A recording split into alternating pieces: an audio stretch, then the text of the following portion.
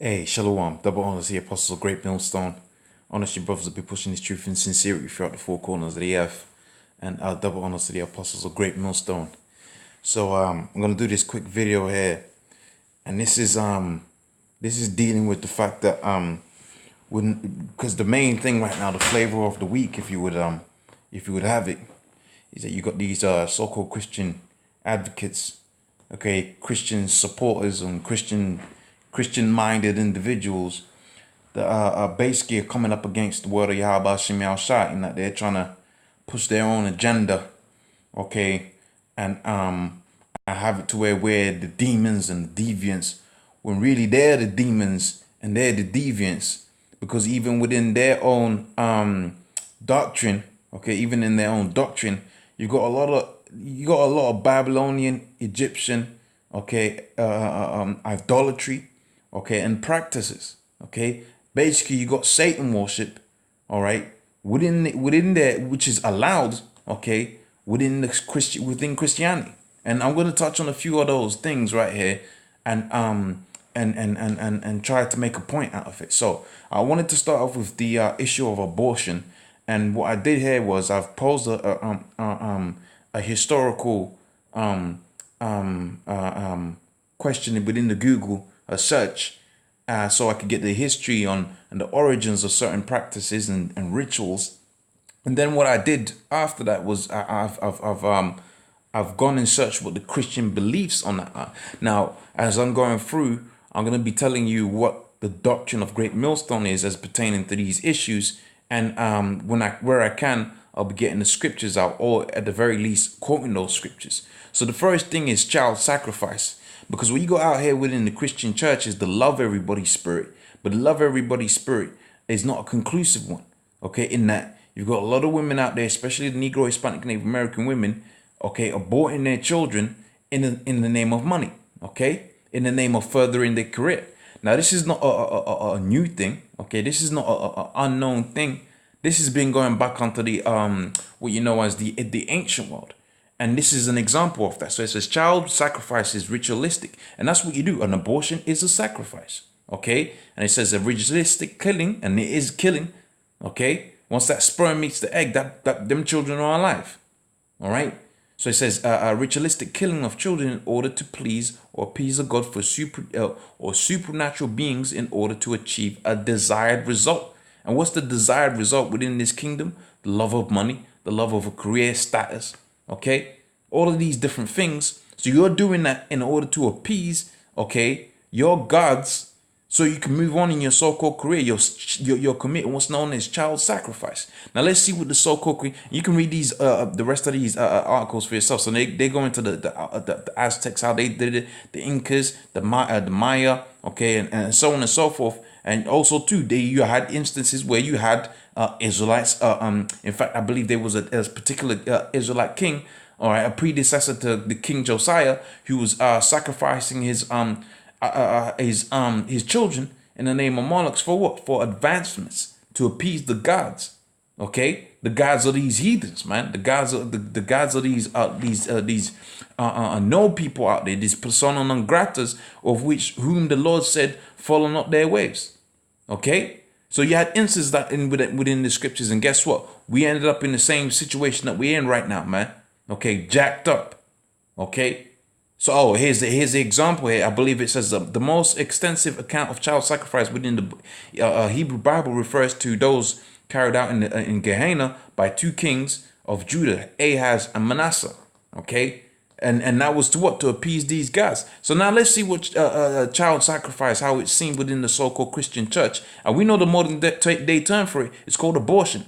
You can't look any other way. When you're sacrificing children, or when you're saying you're going for an abortion to further your career, you're committing a child sacrifice. And you're doing that in the name of Christianity, because Christianity is the one that allows you to do that. And the gods of Christianity, which are nothing but pagan gods, man. Okay, so it says the Church of England, right? The Church of England encourages people to think about to think through the issues of abortion very carefully, and recognize that each individual will have differing views on the subject. So nothing conclusive.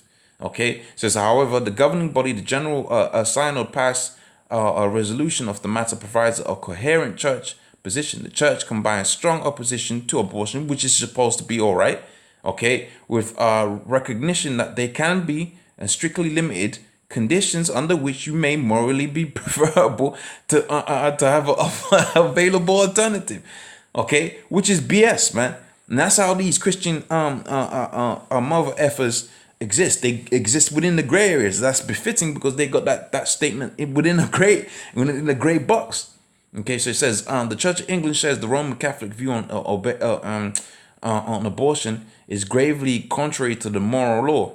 Okay, it says in light of our conviction that focuses that the fetus has the right to live and develop as a member of a human family, we see abortion, all right, the termination of that of life by the act of man, as a great moral evil, which is correct.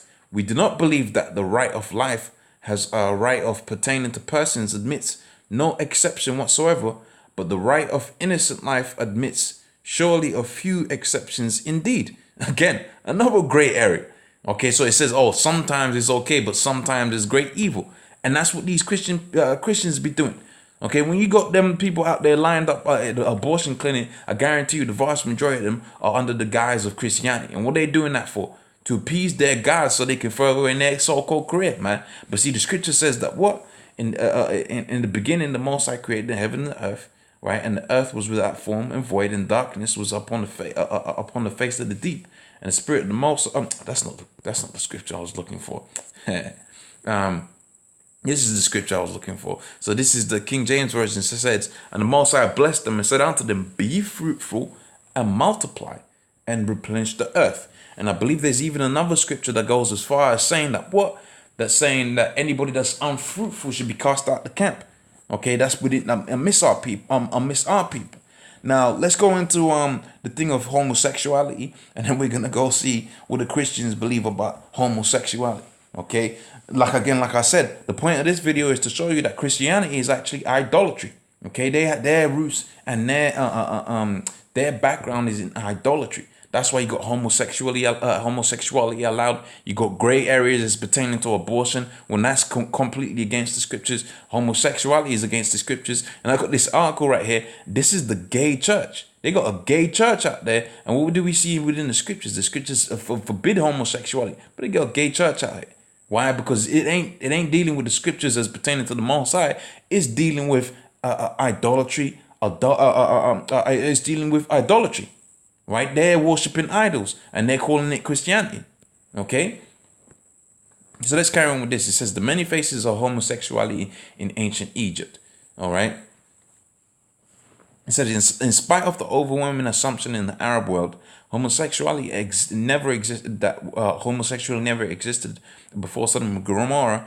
Historical and literally evidence suggests otherwise. Okay? Because them Hamites, well, basically, if you go into their so-called, especially the Egyptians, when you go into the what I believe is called the Book of the Dead.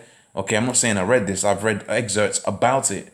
Okay, basically how the whole world came into creation, according to their doctrine, was via means of homosexuality. Okay, so homosexuality amidst the Hamitic Egyptian is a very heavy thing. Okay, so it says homosexuality was not alien in the first civilizations known to the humanity, but more importantly, it was not considered deviant. Okay, so when you have a thing called the gay church, well, where's that derived from? Because when we go into the scriptures here within the book of Leviticus, the 20th chapter and the 13th verse, it says, if a man lie with mankind as he lieth with a woman, both of them have committed an abomination, they shall be surely put to death, their blood shall be upon them. But you got a thing called a gay church. Where do they get that doctrine from? They don't get it from the Bible. They get it from the ancient Egyptians and all these other gods and idols. Okay. Oh, homosexuality among gods. Okay. And this is not the gods of the Bible. God forbid. This is the gods of these fucking heathens, man. Okay. So in ancient Egypt mythology, it includes the story of the conflict between Osiris, a god of the afterlife, and the symbol of good, and his brother Set. Okay, and it goes on and goes on. And it says, see if they get the point. Right, so the struggles between the two brothers who symbolized good and evil is passed to Osiris, the son of Horus, born of his sister Isis, right, the goddess of health, marriage, and wisdom. After Seth is treacherously kills Osiris, Horus vows to avenge his father's death and kill his uncle with the support of his mother. However, vengeance would not be exacted without homoerotic erotic twist, right? And I mean that's how crazy these Egyptians were, man. Okay, but see, and if you see these different images, those are all what this is suggesting is these are all homosexual acts, man. Okay, these are all homosexual acts that is being committed. It says a couple of royal servants in the fifth dynasty, known as whatever, were known to be brothers and lovers. Okay, so they're supposed to be kings, and they're supposed to be kings of Egypt, and they're lovers of one another. And that's where these Christians get that from. Okay, so what you have here is a study, and it's an exhaustive study in this. And this is from the gay church. Of all things that's abominable, this is going to be one of the most abominable things. And the Most High has seen all of this, man. That's why he's going to exact a very heavy vengeance upon this earth. Okay, so it says the Bible, right? Christianity and homosexuality. And it says we're going to go through the study and blah, blah, blah, and terminology. And let's go to the conclusion. Let's see what conclusion. I'm running out of battery, but let's see what conclusion that they draw up here. Okay. So the conclusion that they draw up here is so after they've gone through all of that scripture, okay, this is what they say. It says scripture study conclusion. As we see, the Bible does not fully address the topic of homosexuality. It's like, what? Didn't you see the scriptures?